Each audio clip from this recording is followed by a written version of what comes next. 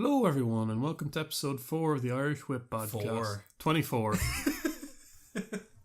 Fuck off. Tired. We've revamped the podcast. We're going back in time. We brand splayed. Yeah. This is our SummerSlam review. I'm your host, Ben, accompanied as always by my co-host, Darren. Yeah. So SummerSlam from the Barclays Center in New York. A lot of stuff. A lot of stuff going on. Too much stuff. Yeah. It was like, let's see, there was a 2-hour pre-show, the 4+ hour show itself. There was NXT the night before, which was like 2.5 hours. Yeah.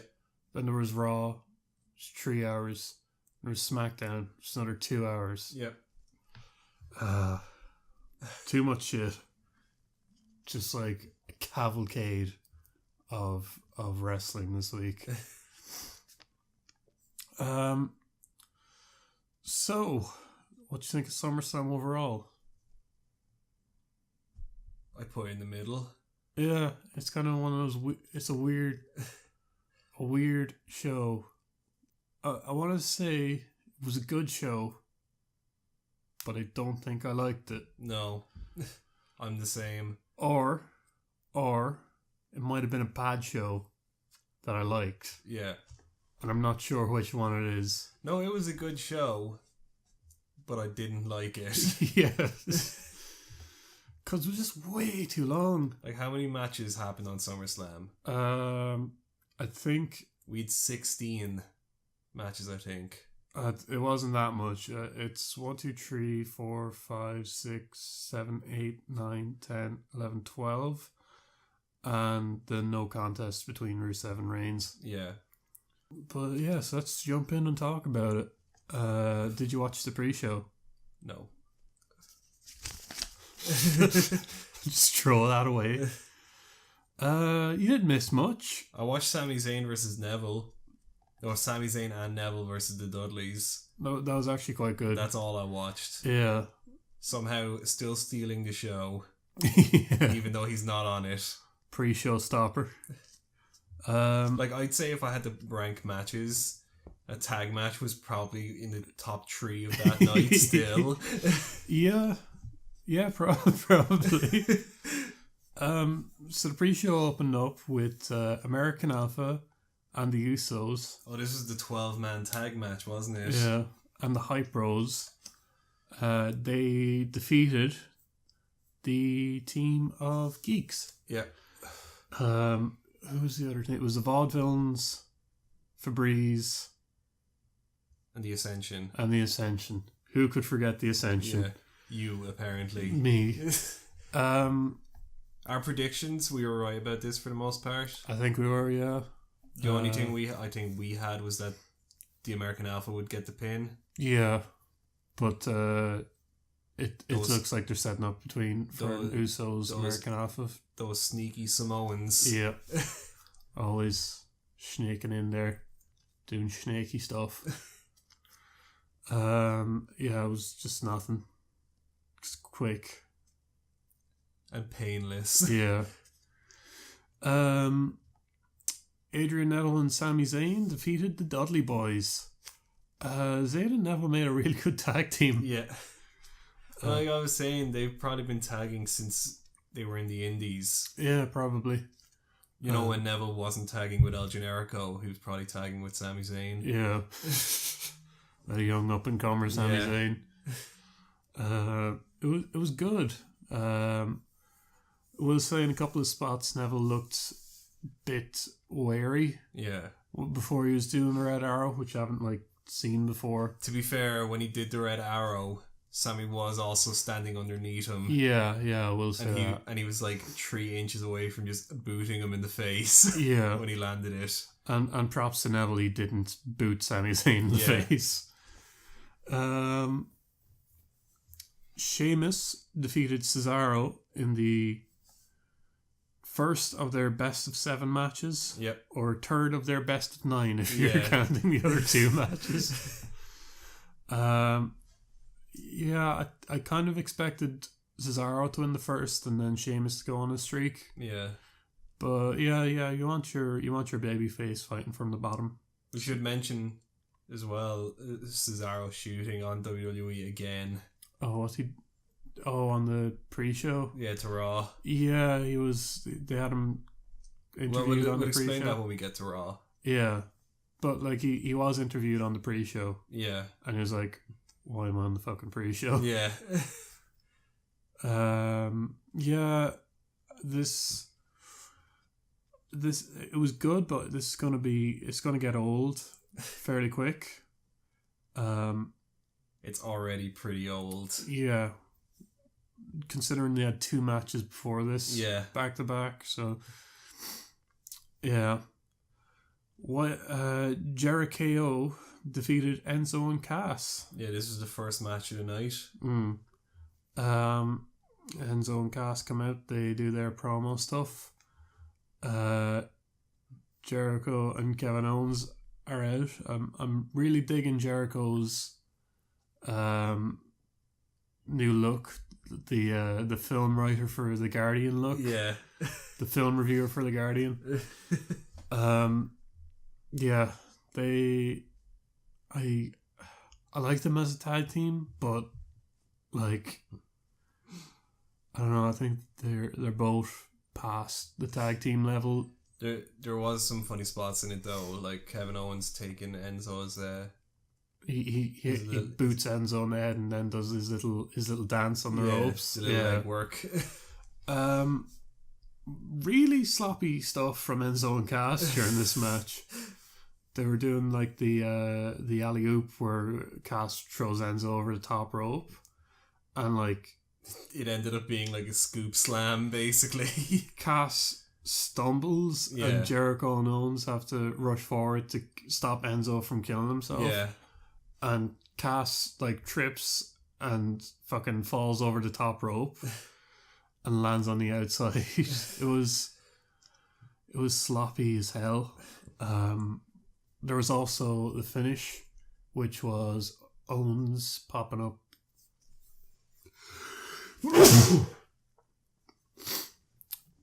Enzo, and Jericho hitting Codebreaker, but Enzo just kind of flew out of control. Yeah, he went limp.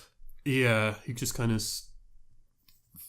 flopped in the middle of the air. Instead of a usual Codebreaker, he just got a knee to the face. Yeah. Or a shin to the face. Yeah, it was... He didn't get enough height or whatever, or didn't... I don't know. Jericho and Kevin Owens pick up the win fairly quickly. Yeah. The more I see Enzo and Cass wrestle, the less I ever want to see them wrestle again. Because Enzo is seriously going to hurt himself. Because he just ragdolls whenever he's hit and goes flying. And like, it looks great from selling, but fucking landing on his head too many times, I don't know. WWE women's title match. Women's title? Women's championship? Whatever they're calling it these days. Sasha Banks defending against Charlotte. Charlotte in a fucking surprising turn of events defeated Sasha and won the title. Yeah. You know what that means? I'm back to not watching the women's wrestling. Yeah. I wasn't expecting this. I only caught the one spot where Charlotte kills Sasha. No, where they the Razor's Edge into Hurricane Rana. Yeah, that is like the only spot I caught. There was a spot early on where Charlotte is standing on the second rope and has Sasha in her arms and just fucking drops her. And Sasha's legs hit off the top and she just like flips and lands right in her fucking head. I don't know what the fuck it was supposed to be.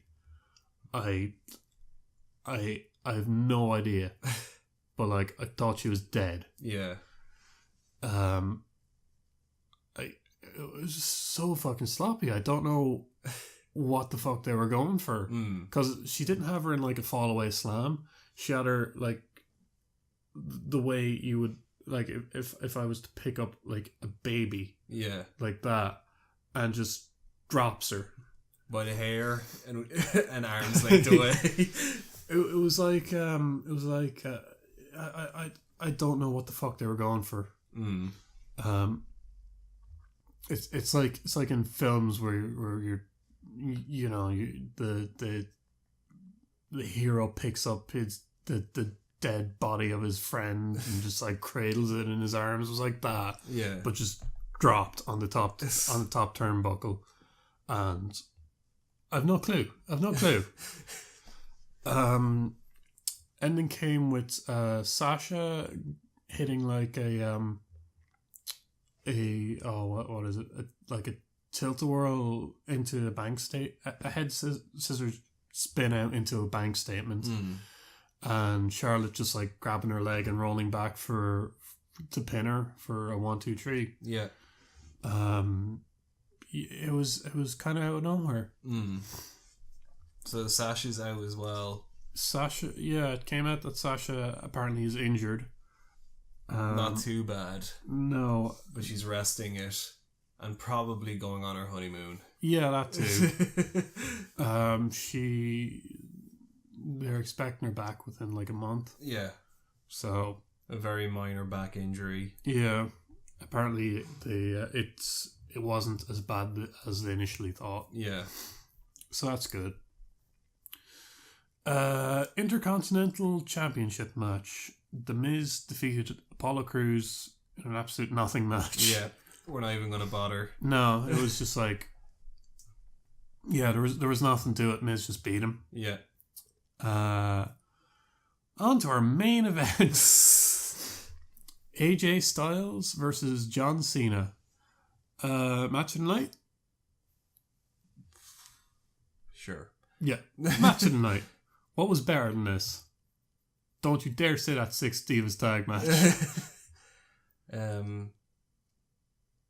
No, my problem is that like this is the match of the night, but I don't think it was the match of the year yet. No, probably not the match of the year, but definitely a match of the night. So AJ defeated John Cena clean in the middle of the ring. Yeah. Yeah. Story of this match was a lot of back and forth. A lot of them, each of them doing like breaking out crazy spots that they normally never do. Well, John Cena particularly. Yeah, fucking busting out like Code Red, hit the big ending on AJ for some reason.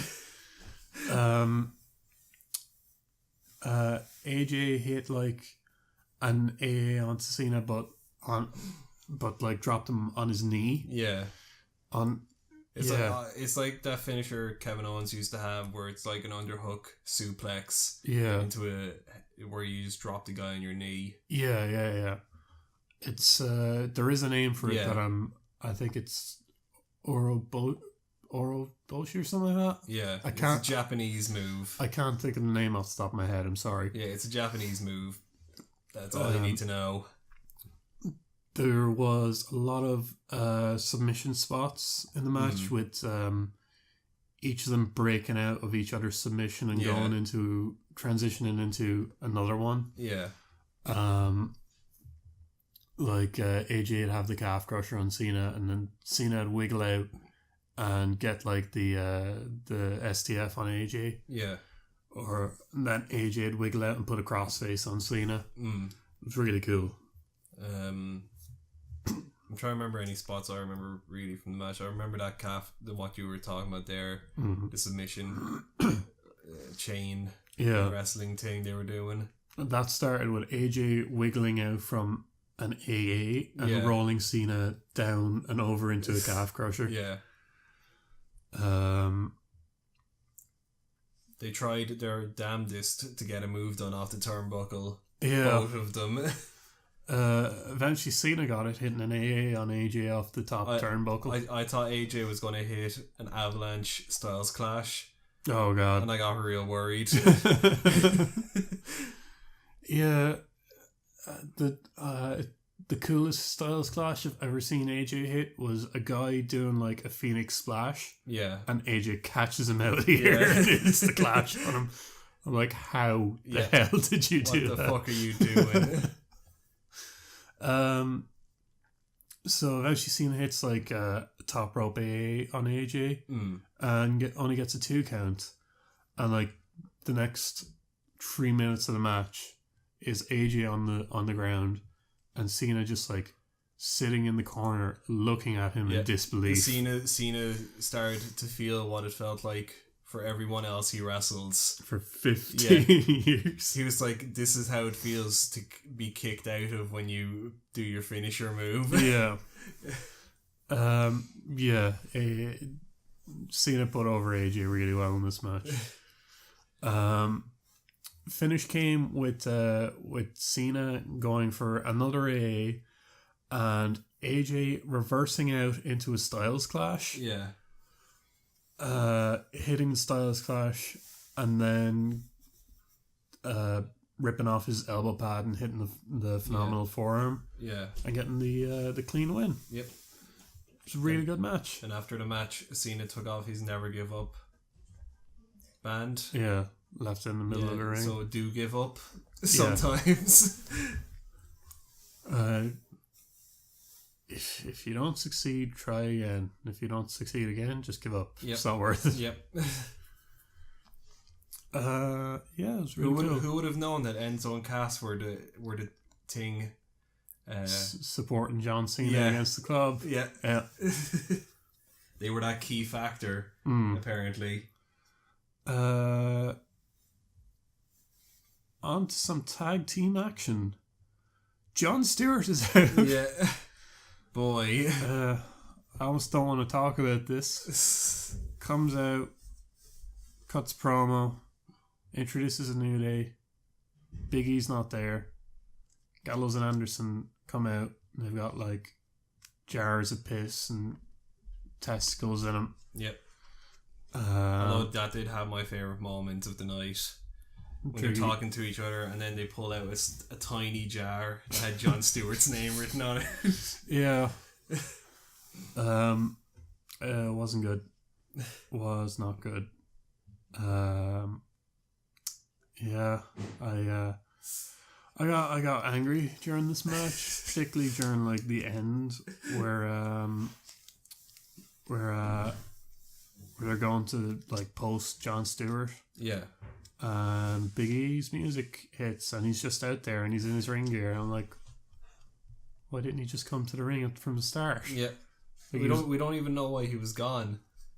We spent like most of that night trying to figure out what the idea was. Yeah, where Big E had gone because he hadn't been on TV since like a month now at that point. For like 3 weeks. Yeah, at least. And we got no idea why. Yeah, it was just I don't think he was like legit injured because he was working at the house shows. Yeah, that's what we were saying. We were like, maybe he's resting something, but no.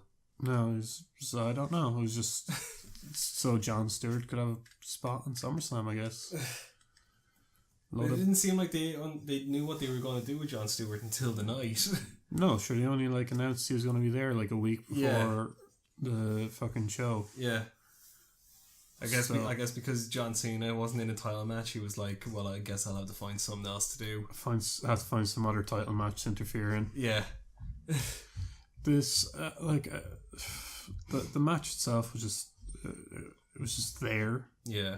But like the whole booking of the story with Jon Stewart, Big E being there and coming out to make the save and in his ring gear, like he's supposed to be not cleared. And the save wasn't even right. He got them DQ'd. Yeah. So I don't know. Like Jon Stewart getting in the ring isn't a DQ. No. I don't know. Just a fucking weird match that annoyed me in how it was executed. Well, you got angry at this. I got angry during the 6 women's tag match. Yeah. That's just because you hate women. Yeah. All of them. Colour doesn't matter. Just hate them all equally. Yeah. If you're white. Like, you can tolerate one woman in a room with you, but like if you have to see like a group of 3, you get enraged. 6, like I imagine you were steaming. This is why I went to an all boys school.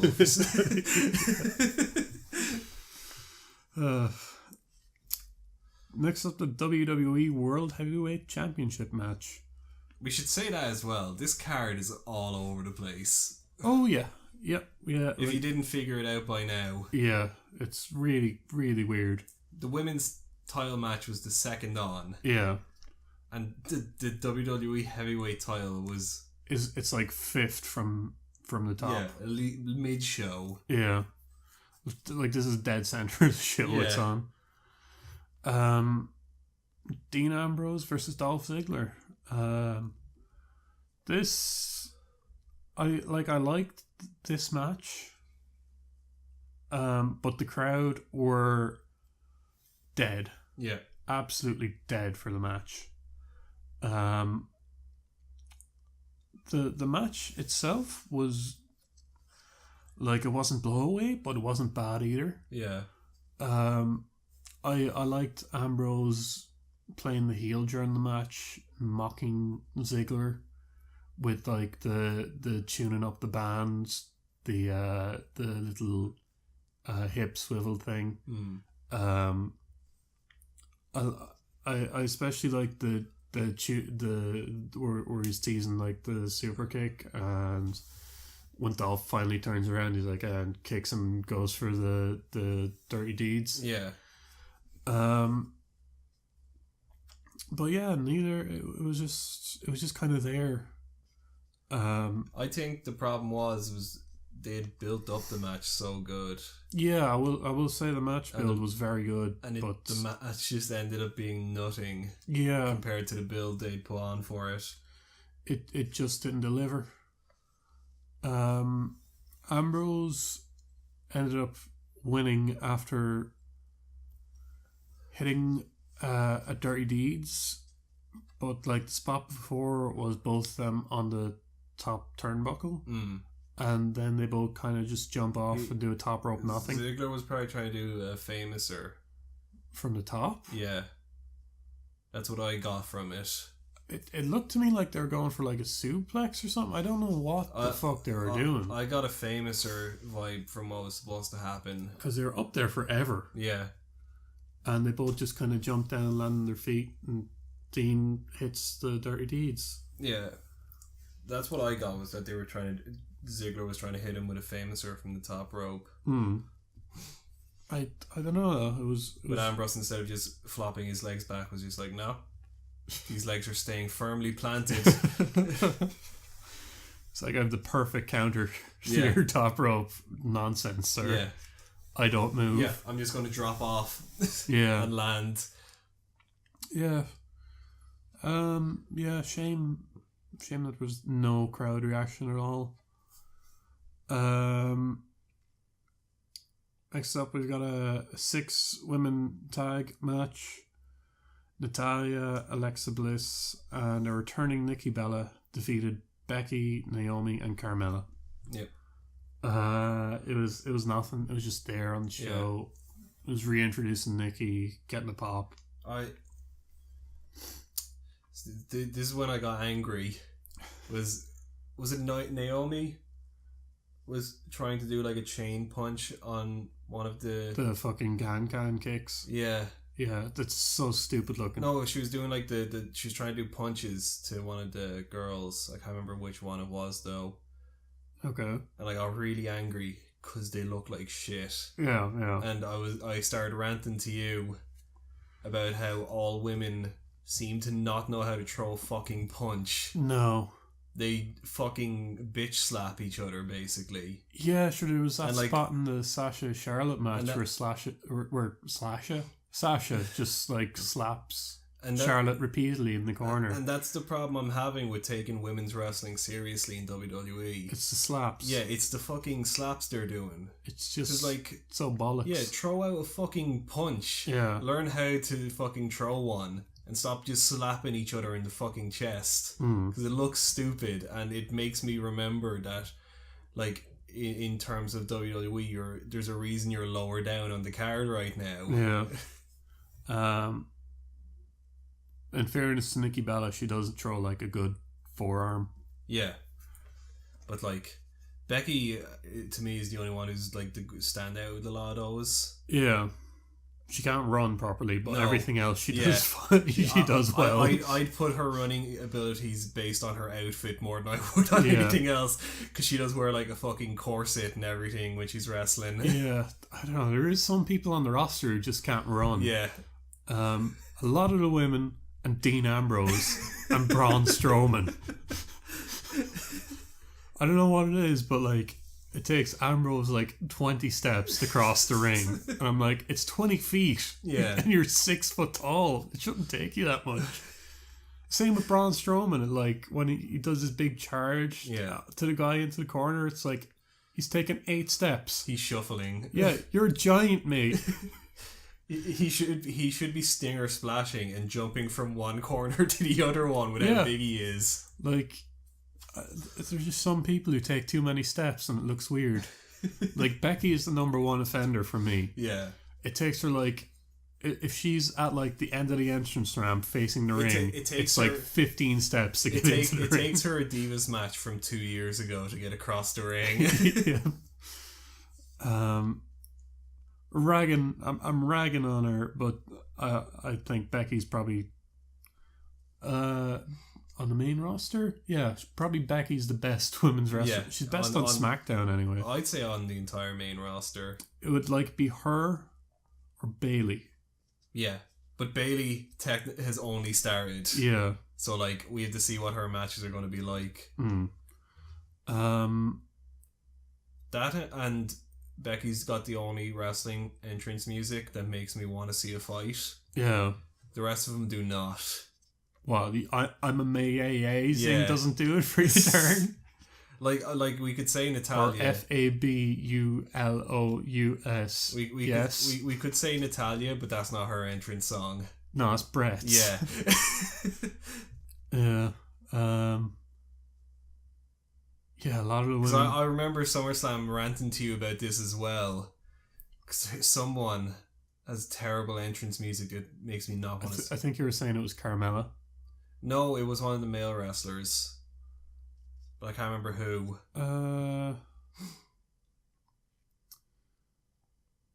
It wouldn't be like the people left are like Balor, Rollins, Lesnar, Orton. No, it was before that.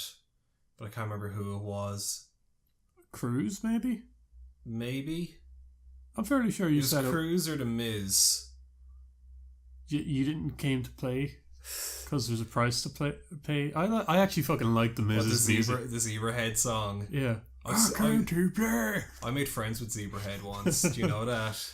Did I ever tell you this story? I think you were saying before. When I went and got really drunk in Dublin with Zebra Head. I'm not even joking about that. I believe you. We went to see them play with a bunch of ska bands, and they had a beer stand on stage, and there was one guy in Zebrahead whose whole job was to just mix drinks, and he got progressively drunker as the show went on, and we ended up just making friends with him because we were standing next to him. Like, he gave us a bunch of free drinks and all that as well. You're like sound. Yeah. You're my favourite member of Zebrahead. Mr. Bartender. Yeah. You and The Miz. My 2 favourite members of Zebrahead. Yeah, this Diva match, nothing to say about it really. One thing that we should say about it was Eva Marie's entrance was pretty great. Yeah, that's the best thing about her. From Concord, California. Because the excuse this week was that she was exhausted from the abuse fans had been giving her. That's probably like a fair excuse. It's not unjustified. Like, of all when I realised last night that Eva Marie had been wrestling for 3 years in WWE, I was like, fuck right off. You do not deserve a contract with WWE if you've been fighting that long and you have not improved a lick. Yeah, like, of everyone in the entire company, she's probably the worst. Yeah. And she has probably showed the least improvement as well. And that's like including Mojo Rawley. Yeah. I'd rather have Mojo Rawley in there. Yeah. The dream match of Mojo Rawley and Eva Marie versus whoever the fuck. Mojo Rawley, Natalia, and who was the third one? Natalia's not bad. Not nowhere near as fucking bad as Eva Marie. Like. No. But I'm talking like in this Divas match. Oh, yeah. It would, like, the pecking order would probably be like Eva Marie, Mojo Rawley in a dress. Stealing Chuck Taylor's gimmick. Alexa, I guess. But Alexa's so much better than either of those two. I don't know, maybe we can swap Carmella around. Or Naomi. Fuck, what a stupid gimmick. She has Billy Gunn's gimmick. Naomi's gimmick is that she likes to dance and she's got a big arse. Yeah. Colour me shocked that the slightly black woman has a big arse. But like, she integrates it into her match with like ass attacks. She's got Rikishi levels. Yeah. Of moves. Well, to be fair, she's married to one of Rikishi's sons. So there's that whole tie-in. I'd love that where she's doing the stink face and they're like, it's an homage to Rikishi. Homage to her father-in-law Rikishi. That's what I'd love to see. God, what a stable that would make. Rikishi, Naomi and Billy Gunn. Yeah. Who else had an arse gimmick? Brutus Beefcake. Yeah. The Booty Man. Yeah. Was there anyone else? We're missing at least 2. I'm sure there's more people with ass gimmicks. That goth girl from ECW. I don't know the ECW people very well. She was in the new ECW. Oh, fucking vampire. Yeah. Fuck. Oh, yeah. Who would do the leg choke, but the only reason she did that was because she had a huge arse. Yeah. She's the one that did that awful women's match this year. Yeah, that's who it is. Shelly Martinez. Yeah. That's who it is. Yeah. Yeah. She's been doing this 10 years. Suddenly, Eva Marie doesn't look so bad, does she? Oh. Yeah. Fuck. Yeah, that really puts things in perspective, doesn't it? Does now. You're like, wow, I've been really harsh on Eva Marie. I like that of all the matches on this card, we've talked about this 6 women teams match longer. But we haven't even talked about the match. No, because there's nothing to talk about in the match. Let's move on. The heels won. Yeah. The WWE Universal Championship. Yep. Boy, what a championship. Yeah, it is. They, yeah. That certainly's got a belt on it. So we had this problem during the match was we felt terrible for the wrestlers. But we were also shitting on the belts constantly. We felt terrible for Rollins and Finn Balor because the match was good. Mm. But everyone was shitting on the belt. We were also shitting on the belt. Yeah, I couldn't help myself from shitting on that belt. Yeah, you made the picture. Oh, yeah. My little my image editing skills. You'll splice it in. Yeah, this is I'll splice it in now. Wow. What do you think of my editing skills? Much title. So original. Glorious. So yeah, Balor's a tough fucker. Yep. Fuck me, is he? Yeah. So the biggest spot that everyone's been talking about from this match is Rollins hits like his buckle bomb on the outside. Yeah. But like he seemed to throw Finn a bit short or too early. So Finn reaches out his arm back so he doesn't fucking crack his head against the barricade. Yeah. And his shoulder just pops right out. Yep. And you just see him sitting there, and he's like, and then he immediately grabs his arm, and the camera cuts away before you actually see him like pop it back into the socket. In fairness, that worked really well with the demon gimmick. Yeah. To be fair to him, his arm was out of his socket for about 5 seconds before he's like, right, I'm gonna fucking fix this. This is going back in. I think it certainly hurt the match. Because Balor wasn't really able to use that arm. Yeah. He ended up using his legs more than anything for the rest of the match. Yeah, he ended up doing the dropkick spot quite a bit. Yeah. And like that I mean, that's fair enough. Like, there's nothing else you could really do. When they went in to like do surgery was supposed to be an hour, and ended up taking 4 hours because they found a bunch of other shit wrong with his arm and chest. Hopefully he'll be back in like 6 months. Yeah. But who knows? Ending came with Balor hitting Rollins with a series of like drop kicks. Yeah. And then going to the top rope and hitting the coup de grace. Yeah. New Universal Champion. Yep. Anytime that belt was on screen, it was booed vociferously by those fans. The one good thing the Universal title has done is it's made Roman Reigns more over. Yeah. I will say, like, the next night on Raw, when Balor came out with it, it didn't look as bad. And I don't know if they just swapped the belt or something. But it looked good with him carrying it. Yeah. I don't think it'll look good with many other people carrying it. It might have just been Finn. Yeah, because to be fair, Finn's colour scheme is red and black. Yeah. It's going to work well with Finn. It's not going to work with Seth Rollins' grey, black and yellow. Yeah, or Enzo Amore. Yeah. Big gas. Unless like they take the strap off and put like a leopard print strap. Yes. on it. I'd be more into that. I'd be more into it if they made that tile purposely more ugly. Just make it the fucking ugliest, gaudiest thing. I'd be more into that. Somewhere Cena is like crying tears. He's like, why didn't I put leopard print on my spinny belt? Yeah. It's a shame that Balor hasn't got like a proper run. Especially because he was the first Irish wrestler that people were excited to see win a title. Yeah. Who else do we have? Sheamus. Oh, there's Becky. She gets a good reaction from the crowd. Yeah, but she hasn't had like a proper title match yet. She has against Charlotte like last year. Yeah. And she fucking turned that Divas Revolution shit around. Actually got people cheering and reacting to matches.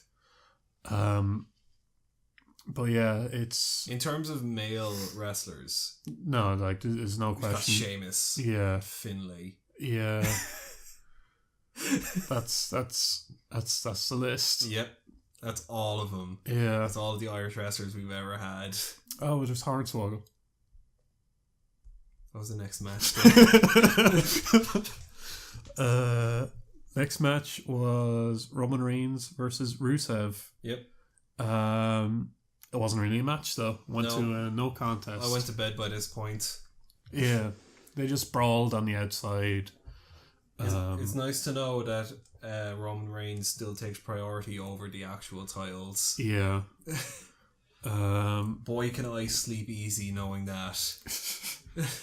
You get to see your world title match halfway through the show, and then you can go to bed. Yep. So thanks, Roman. Finally, he's finally winning you over, huh? Yep. So let's talk about this for a second. Roman Reigns is the face, isn't he? Yes. He beat up Rusev. Yep. Broke his ribs. Went back, speared him again. Yep. You have the camera in Rusev's face, and he's like, I can't breathe. Roman's stomping on him. Yep. And why did Roman do this? Cause he's the big dog of the Shield. Yeah. Because he's not a good guy. He's not a bad guy. But he is a face. Yeah. And he's Roman Reigns. And he's fighting Rusev. Yeah. Who's foreigner. So obviously he's the bad guy. So we've got a Samoan guy fighting a Bulgarian guy for the pride of America. Yep. Yep. And Rusev is fighting for the honor of his wife. Yeah. So I mean, Rusev, like, if you wrote this out, Rusev would be the face. Yep. Roman gate crashed their wedding, smashed their cake. Yep. Ruined her wedding dress, stole her booze. Yep. It's just, I mean, he's like me at a wedding. Yeah. I'm going to go to a wedding soon and I'm going to be that guy. Are you going to show up in like Roman Reigns flak jacket? Yeah. And stuff? Yeah, I'm going to have security as well. You're going to have, before the wedding, you're going to get some like Samoan tattoos and... Yeah. Yeah. Going to take a bunch of steroids. Like throughout the entire ceremony, you're just going to be cocking your fist. Yeah. The ultimate wedding guest. This is what I'm going to do to her. Yeah. Jeez. Fucking hell. Just eyeing up the bride. Yeah.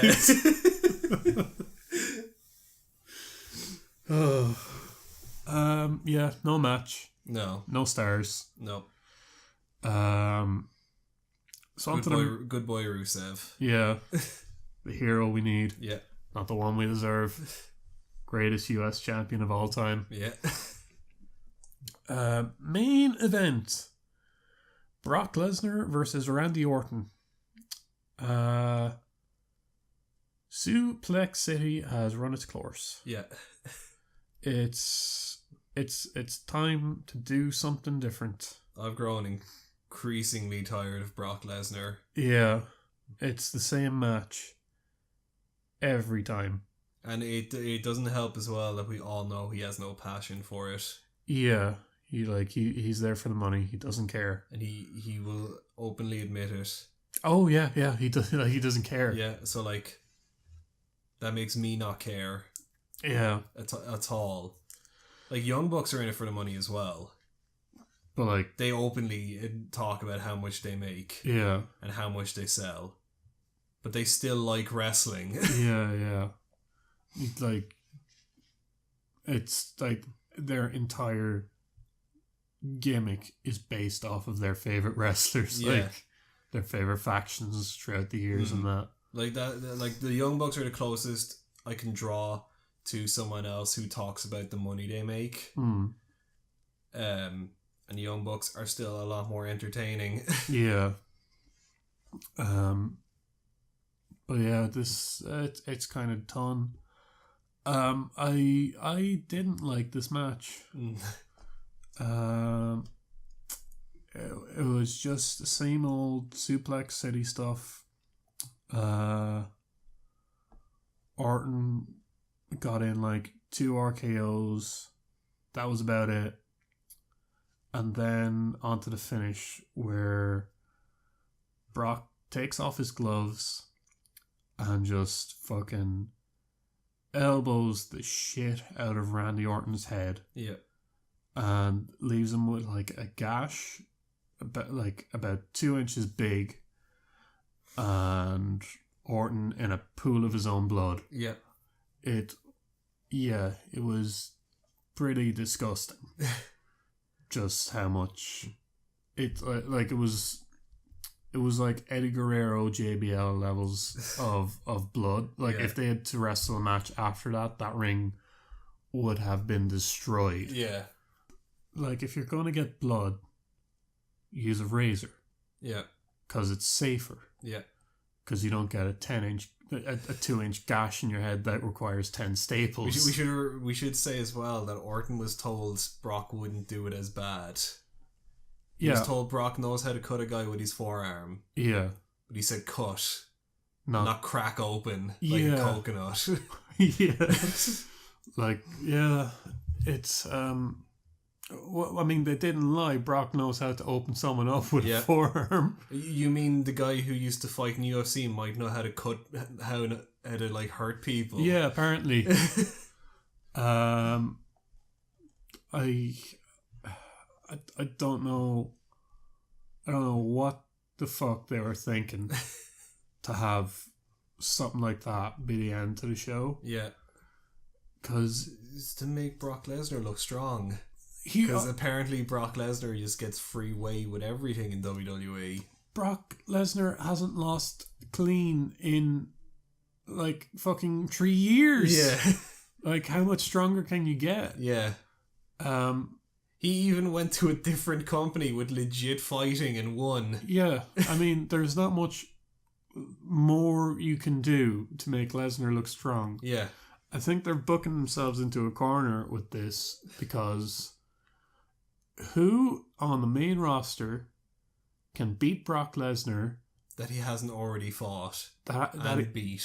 That he hasn't already fought and make it believable. Yeah. Because, like, do you think Sami Zayn can believably beat Brock Lesnar? No disrespect to Sami, but I don't. Like, there's no one there that I believe can... Kevin Owens. I wouldn't believe it. Like, maybe if even like as good a talker as Owens is, I think he'd need to fucking step it up by like 5 levels to even get it to like maybe. Oh, he can.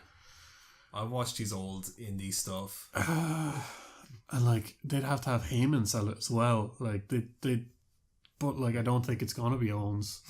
It's gonna be Roman, and I'm not gonna believe it. Samoa Joe. I want to see that match, but I don't think Joe would go over. I think he should.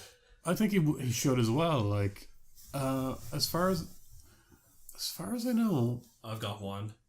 Shinsuke Nakamura. That I want to see. I mean, like they could do something like that. Bring up Nakamura and just have him go on a tear, kicking people's heads in. Yeah. Like whoever it is, I think it has to be one of the guys in NXT, and they just have to go on a tear, killing Hideo Itami. Oh, I don't think it'll be Itami. They have to like kill everyone for like 6 months straight. They have to go through AJ, Cena, everyone, and just beat them cleanly and decisively, and then set it up for Lesnar. Like they have to be undefeated for like a year. Maybe Asuka.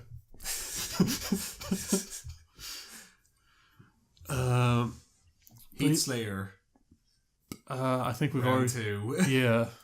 Yeah, I could see that. Beast versus Heath Slater, baby. Yeah, the hottest free agent. Yeah. Yeah. Overall, so after the match, Shane comes out and gets F5'd and is like up before Brock is down, like has finished walking up the entrance ramp. I'm like, fucking cunt. This is that's got to be the Mania match, isn't it? It's our essay, so. I don't want to see that match. But guess what? You're seeing it. Yeah, it's happening. I guess we don't like what we know we like. Yeah. Yeah. Oh no, it's gonna be Shane that beats Lesnar, isn't it? Probably. That's disgusting.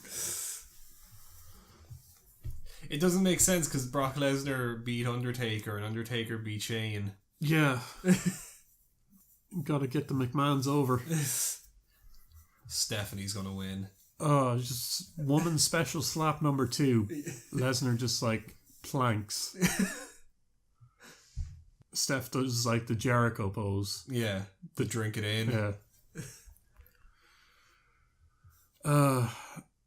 So that was the show. Yeah. So, like I think our review represents our feelings towards the show. Like as we were talking about the matches, it's kind of a bit of a lull, and then it goes up around the AJ Cena match. then lull again, and it never kind of reaches that height again. Yeah. And like by the end, it's just like, this is too long. I didn't like the finish of this last match. I don't know what's happening. So we'll wrap it up there now. Thanks everyone for listening to the Irish Whip Podcast, episode 24, our SummerSlam review. You can follow us on Twitter at Irish Whipcast. Check out our Facebook, Irish Whip Podcast, and our YouTube, Irish Whip Podcast. All the tasty memes get put on Twitter. Yes. Next episode, I think we might have a discussion about wrestling styles. Yeah. See you in the next one.